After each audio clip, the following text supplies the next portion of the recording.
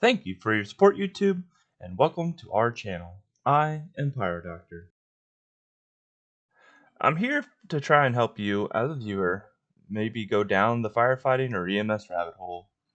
So if you're interested in future content, make sure you leave a like or a subscribe for future content. Today, I want to talk about getting into the EMS world. EMS stands for Emergency Medical Services.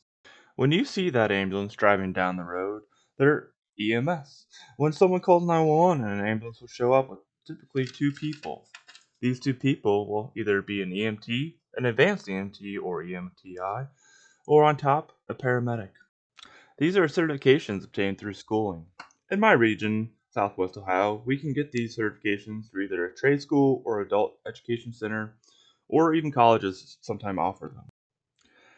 And as before I've said in other videos, this is from my perspective. So this is completely up to my experience and what I've seen, not any gospel. But no, this is a good starting point if you want to get into it. In my region of the world, firefighters are cross-trained in EMS, whether that be an EMT or paramedic. There's usually a progression from EMT basic to either an advanced EMT, or you can skip that and become a paramedic. I've been a paramedic for 8 years now, and I was an EMT for about 2.5 years before that. EMT, or Emergency Medical Technician, starts with a basic level of certification. Class is split between lecture and hands-on learning. As an EMT, you'll be learning some anatomy and physiology, how the heart and lungs work, and other organs, learning how to maintain an air and breathe for your patients. You'll learn how to take care of your patients, how to assess their vital signs. Trauma is a big part of being an EMT. You'll be learning a lot about that and how to handle it. Class typically lasts 3 to 4 months. Having this certification can land you a decent paying job with high demand. It's a great starting point for the medical field. If you want to stay an EMT until you retire or go on to become a doctor. I've seen a lot of people do both. Typically, you can either work in the private sector or the public. Private is more often hospital-based or dialysis per doctor appointment, and then public is more often a fire department-based 911 services, at least in my region.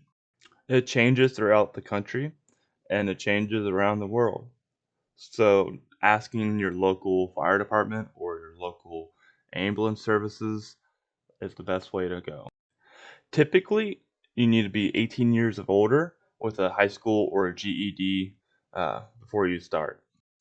I know that a lot of nurses and other hospital facility workers like to call us ambulance drivers, but we're more than just an ambulance driver. We can actually save lives. We are constantly learning CPR and working on that. Our compressions are better than most people in the world. While I am a paramedic and have been for 8 years, I also volunteer at a fire department that has EMS services, and that's where I can only run as an EMT basic. And surprisingly, you can do a lot as an EMT basic. 95% of 911 runs I go on can be handled by an EMT basic. So when I say you're going to school, it again is going to be about 3 to 4 months depending where you go. If you talk to the coordinator, they'll let you know how long the class will be. Even if you're in college, you can get college credit for this. If your college offers it, it typically is a semester worth of college credits, about 12 to 15 I believe, and it will help toward your GPA. Very simple classes, easy exams if you study for it. So if you're in college, I highly recommend it. I got my associates in emergency medical science, thankfully for my EMT plus paramedic and some extracurricular classes. So having a college degree does help. So class will be broken up into sections, starting typically with A&P, and airway, and cardiac, and trauma. Depends on who is the coordinator and how they broke it up. But then you'll also have to go do hands-on training on how to manually handle a C-spine injury, how to put the person onto a backboard properly, and also how to stop bleeding. So if you're looking into a field of career, getting your EMT is a couple months for a good paying job to go help people. people, to be a positive influence in society, and that's what my father raised me to do. So once you are in class, you'll have these hands-on plus the lectures, but then you'll also have to go do ride time with the ambulance company, typically a 911 services, and do some clinical time in the hospital setting, most likely the emergency room. So if you're looking into becoming a doctor, this is a great place to start. This is going to give you a different view of the EMS world and give you college credit. So I understand college kids need as many credit hours as they want, learning stuff that they want to learn. And if you're even that froggy, you can go get a job while in college and help pay for your college. Most places will help work around your college schedule. So one thing, when you're done with the class and all your clinical time, you will be expected to go take the National Registry, which is the countrywide certification process, or at least most of the countrywide certification process, where you do a written test and a physical hands-on test.